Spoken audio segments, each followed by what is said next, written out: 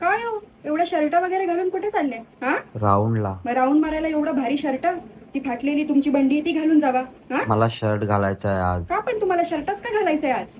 अगं माझं मन झालं. काय खरं नाही बाबा. बीपीच्या गोळ्या खायच्या वयात तुम्हाला जास्त जवानी आली का? हा, सगळे म्हातारे कोतारे मित्र आहे तुमचे, ते कसे बंडी चड्डीवर येतात? तुम्हाला कशाला शर्ट घालायचंय? काय भानगड काय नक्की? पण मी म्हणते आपल्या खिशात दमडी नाही आणि चमडी करायची. हा, कशाला पण?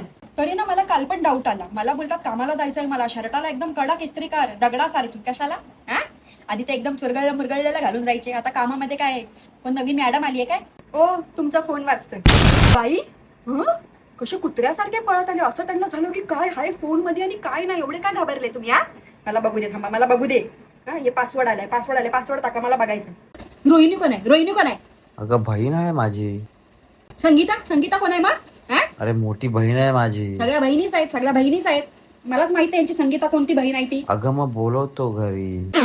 राहू दे, काय बोलू नका.